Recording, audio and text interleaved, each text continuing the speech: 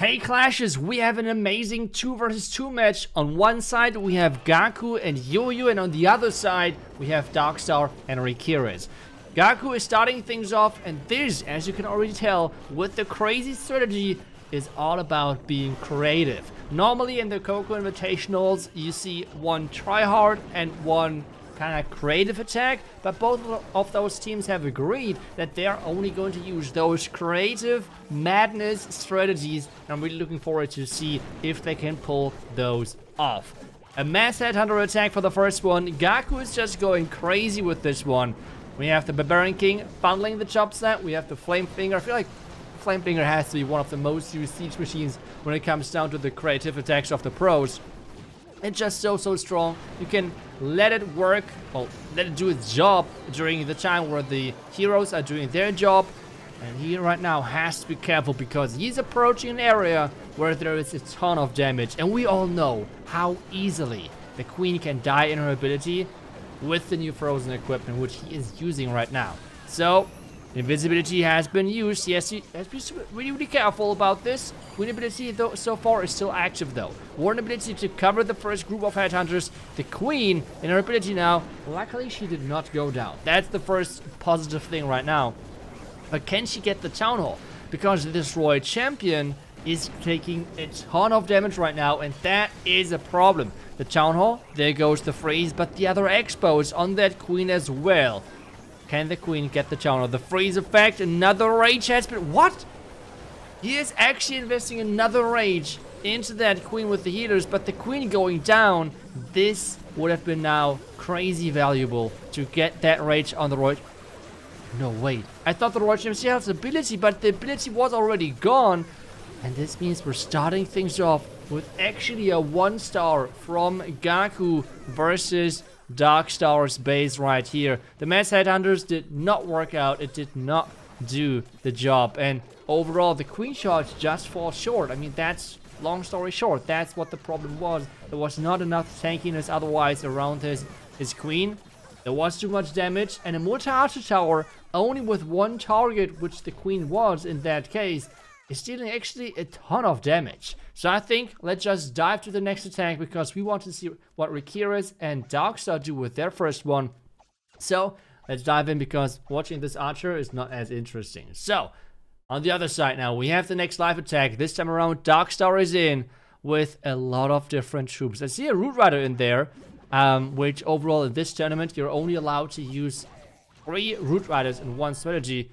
But there is supposed to be creative attacks anyway. So let's take a closer look of what exactly he's trying to accomplish. Sneaky Goblins for the Town Hall. That is for sure now visible with the wall break for the Town Hall. And Sneaky Goblins getting everything in there. That looks great.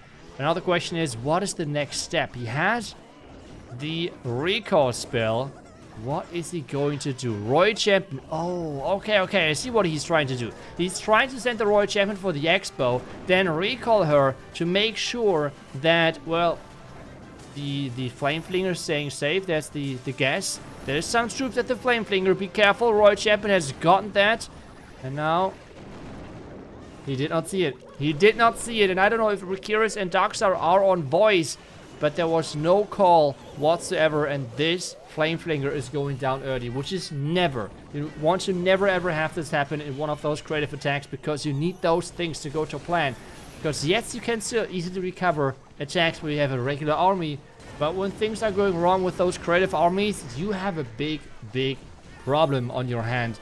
But Warden Walk looking good. Flinger is down, unfortunately, but we have now the Clan Castle running towards the heroes. But I think I'm not really sure about this, because, let me explain.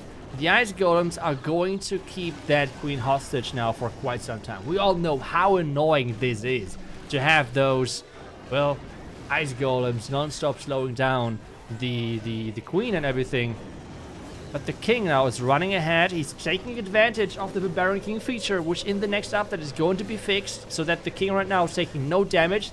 That is a bug, and that is going to be fixed within the next update. Supercell already confirmed that with the update happening within the next few weeks.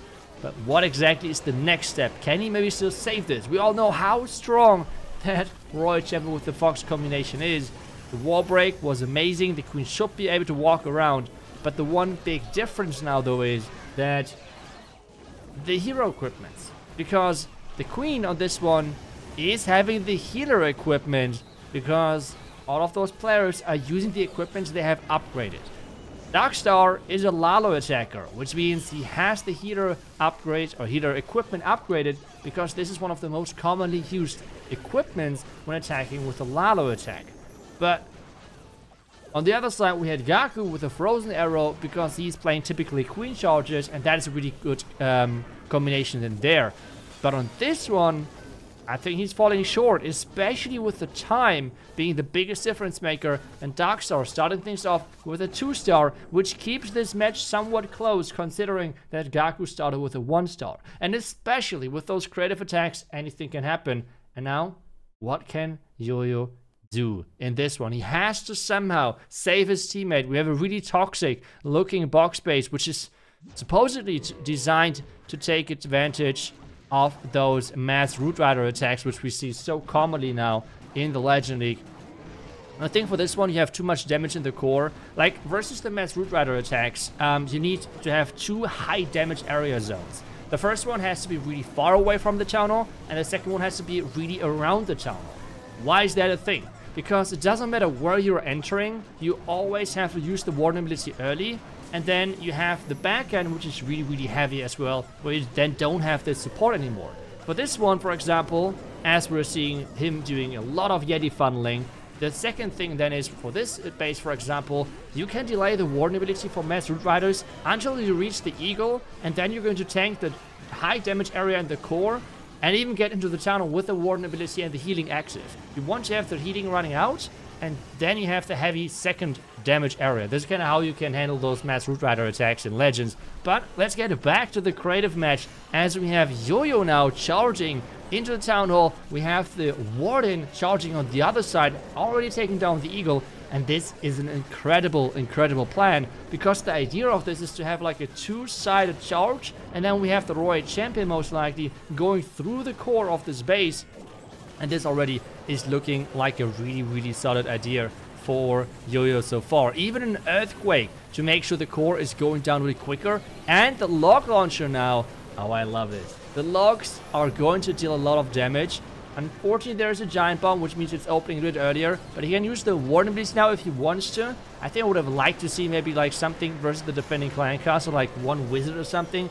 Might sound stupid, but hey, he has the Warden ability, right? So that could be actually a thing. And he's raging things up, so maybe even a super wizard, something crazy like that. But things are looking great for him. The Royal Gem is coming in, and this should be for sure the 3-star for JOJO, with that frozen arrow on the queen, slowing down everything. The Royal Champion taking care of all of those core defenses, and that indeed is going to be the first 3-star for Team JOJO and Team GAKU right there. Nice attack, really nicely done. This for sure would be something as well which you would see on my Clan War videos. I love those double healer charges with the Flame Flinger typically as well. I like to have those triple approaches versus bases, especially right now with having the Rage Aura. The Rage Aura for things like that is just so amazingly strong. It's really, really flexible, and I love to do it as well. So huge props to JOJO, really nicely executed. But now on the other side, we have RIQIREZ going in versus this box base of GAKU. What is this going to be? We have Barbarians, Archers, Titan, like everything is in this one. And 8 super wall breakers. That is a lot. Don't get me wrong, but that is, I mean, that is 64 housing space. That's a big part of this army, and there we go, the Sketty Donut. Whenever you see those pros going creative, there's always going to be an OP mechanic in the beginning, which they're going to take advantage of. We have seen the Flame Flinger for that, we have seen Queen Charges for that, but as well we're seeing right now the Sketty Donut, one of the strongest, but at the same time, most skillful openings there is in the game. And take a look at that, RIQIREZ going with the sneaky Town Hall blimp with the bowlers. What a great idea to take down that monolith behind the Town Hall. Amazingly done. And now we have a a Queen and Warden charge all the way towards the core. There's no healers, but he has a raised up Unicorn, which sometimes is already enough to keep that Queen alive. First couple of wall breaks are opening the first layers, which is amazing. Defending hero is down. But let's quickly double check. Okay, there's no frozen arrow on this one. Which, again, as we said, frozen arrow for hero dives. A lot of times you prefer to use the invisibility and the healer equipment for that. Especially the top players are doing that because they have already those upgraded. There's no reason. Like, there's not a huge step of power comparing the healer puppet and the frozen arrow. And actually, the healer puppet a lot of times can be better because it's triggering traps, and if they don't go down, they can transition over to the Royal Champion during a Zap Lalo attacks and stuff like that. But getting back to the attack, we have that Queen clearing out the core, the King clearing out the top side. Things are looking great, but there's still a lot on the back end. On turn of 15, obviously would have said no chance, but we have this Fox now for the Royal Champion. This combination is just so good that it can for sure clear out the rest of this base. I think Royal Champion going in, Ice Golem tanking nicely the defending Queen. That would have been the biggest chance of defending. Warden Blitz now as well to cover the Queen.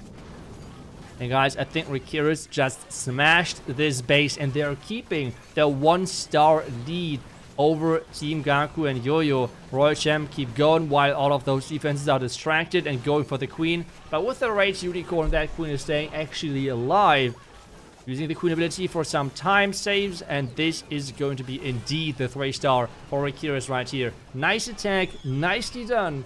And this means now it's back to most likely GAKU attacking on the other side, since so far those players have always switched positions with attacking. GAKU, can you get 2 stars or even 3 stars? That would be so crucial for this match. And yes, indeed, GAKU is in, well, hope for the best. He is going in with a, let's say, more normal strategy. More Queen charge and less creative madness with the Mass Headhunter, which he approached or attempted in the first attack. We're having that Queen far on the outside. I think he wants to charge into that Eagle Artillery. There's a lot of damage and there's a lot of things he can possibly reach there. But with those Rage Towers, not an easy charge whatsoever. The Golem and the Royal Champion actually clearing out the bottom side. Take a look at those level again. I think it's the same account which he's attacking with, so the equipment has not really changed. Recall for the... Is he going to recall the Golemites? That's actually kind of funny. So now when he's deploying the Royal Champion again, he will have, I think it was 3 Golemites in there as well, so even more tanking. But he has to be careful. There's a lot of Black Mines. Another test loon is happening. Queen should keep charging in there. The Clan Castle should come out soon. Another Black Mine. There were a lot of Black Mines. I don't know if it's for super archeable imps or something, but a lot of Black Mines indeed. The Queen has to charge in there now. Test loon placed. Queen under heavy fire. How is the Clan? Oh wait, there's super miners. This is the worst thing for you if you're playing a... oh no, he has to use the Queen. No shot. This is so baited from Ninja. Are you kidding me?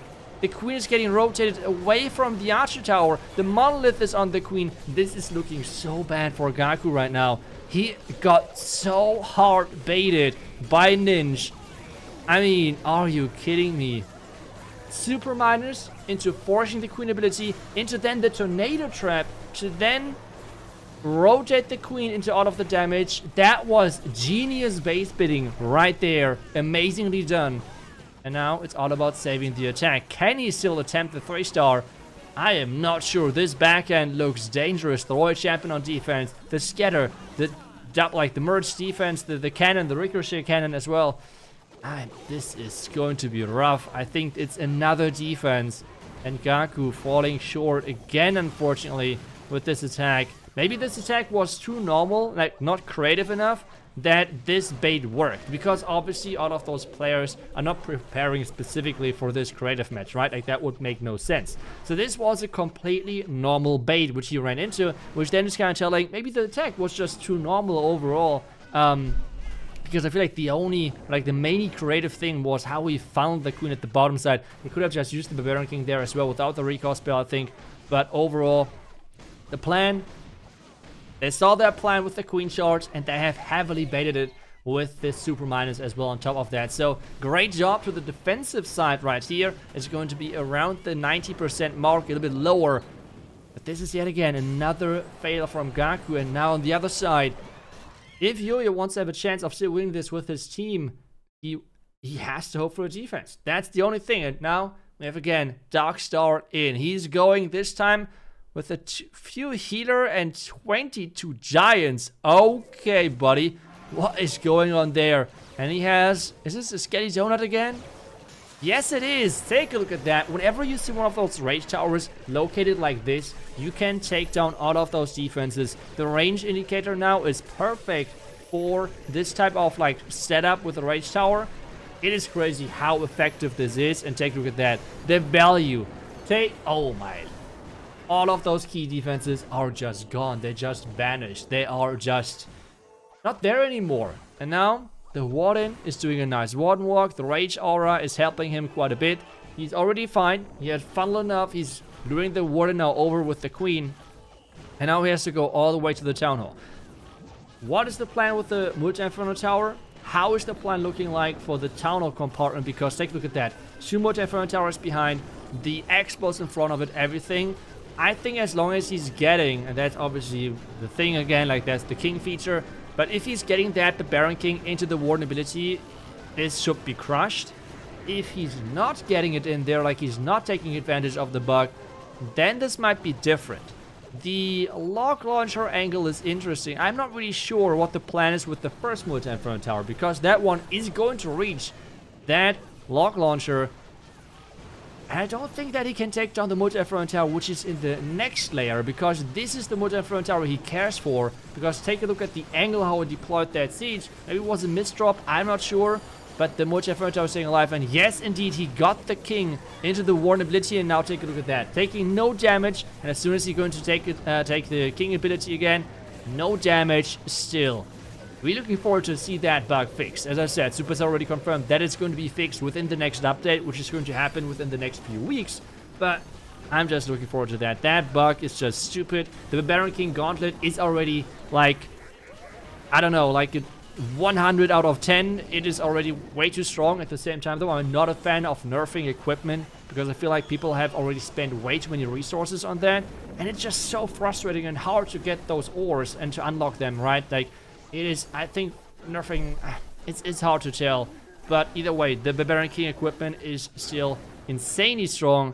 And that Royal Champion as well. With the freeze, he should be easily clear out the back. Yep, that back end is just getting wrecked. The freeze keeping that Royal Champion alive. Taking down the defensive Royal Champion. And it's going to be another 3-star. And at this point, it is getting hard to come back from this. We need another 3-star from Yo-Yo, and then we need a miracle on defense. It's hard, but hey, if Yo-Yo can 3-star, we have to believe. We have to believe that he's somehow making this work, and Yo-Yo indeed is in. What is he going to show us this time around? He has some Root Riders in there again. But I mean, Root Riders itself, as long as you don't use them in a spammy way, I think the design overall is pretty cool. That you can open up compartments and everything. And you don't really have to care about openings on the outside and stuff like that. I think the overall mechanic of the troop is really nice. But, well, there we go with the first Root Rider opening up the wall for the Queen to reach all the way to the Town Hall. Then he can recall that Queen. I think that's what the recall spell is for. And he still has the Siege, the Flinger at the bottom side as well. How is that going to work though? Again, Rage Aura on the Warden, and no Warden Walk right now, which is surprising. Like, typically you see the Rage Aura when the Warden Walk is going on, because this synergy is just crazy effective. But this time, no mass healer charge from Yo-Yo. Is he going to rage that? Is he going to rage it? I would be a fan. 2 reasons. First off, time. Second of all, he needs a spell anyways. Yes, the invisibility is less costly, but I'm not sure. I think I would have liked to see the rage more there. But hey, I mean, Yo-Yo knows what he's doing. He's just cracked at this game. We see now the Super Dragon getting released from that siege machine. What is the next step? Like, he has cleared out the tunnel compartment. Amazing plan. Really nicely seen with that Root Rider to open up all the way to the Town Hall. As I said, the key mechanic of opening the walls like that is really cool and unique. But we have now the troops going for that core. Oh, okay, so the Queen is supposed to walk around the outside, and then we have the key push into the core of the base. With the Root Rider again opening up the compartments, so we can use different super troops, other super troops, because he has the super wizards in there. Oh, I love it. Okay, super wizards there to deal with the DPS. My question right now is, Yo-Yo, why did you go for the Rage Aura? Because remember, the Rage Aura, or in general, Rage Aura and the Rage Spell do not stack. And he's like raging his army most of the time. So the Rage Aura, I'm not sure if it's really worth it there. I think it would have been better to maybe... hard to tell. Maybe Heal Aura? Hard to tell. It's really not easy. But either way, Queen keep pushing forward. He still has the Royal Champion for the backhand, which he's right now deploying to clear out the Expo and the Scatter. He has a Rage now for the backhand as well.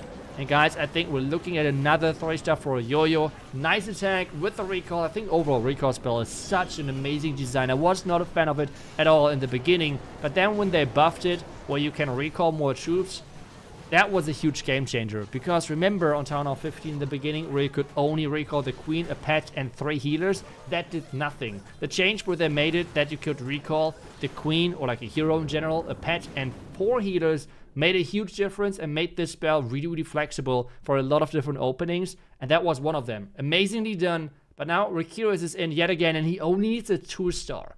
I don't think that he's going to go for a safe 2-star because, I mean, it's a creative attack. But he's bringing a lot of sneaky goblins and some electro dragons. Okay, show me what the plan is here for this attack, for this base. Wallbreak, opening up that compartment for the Town Hall to take that out. And then we have that... I don't know. Okay, Hero Dive apparently into the defending Royal Champion. What is the next step? I mean, yes, for sure he has to take down the Town Hall. Sneaky Goblins. I mean, the question now is, does he have the multitasking to take down that Town Hall as he's doing this Hero Dive or not? Queen, he's using the classic combinations, I guess. That's already a lot of really solid upgraded equipments. Rage Aura on the Warden, okay. And he's doing no Warden Walk either, as Yo-Yo just did. I'm not sure if I'm a fan of the Rage Aura when you're not doing a Warden Walk. I feel like that is the whole purpose of the Rage Aura, doing a Warden Walk in general. But maybe I'm just missing something. Sneaky Goblin activated the Town Hall, so you can release now the rest of the Sneaky Goblins for the Town Hall as well. Wait, this Slammer, okay.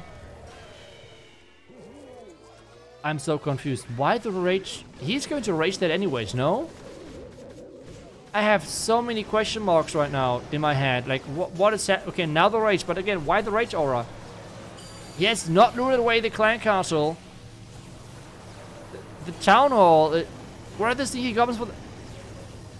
I think he forgot about the Sneaky Goblins for the Town Hall, did he? And then he could have lured away with the Archer, the Clan Castle, the Ice Golems.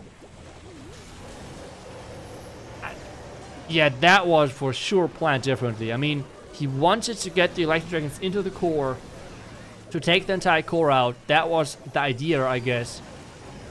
Sneaky Goblins take down the Town Hall. That was as well too late. Yeah, I guess...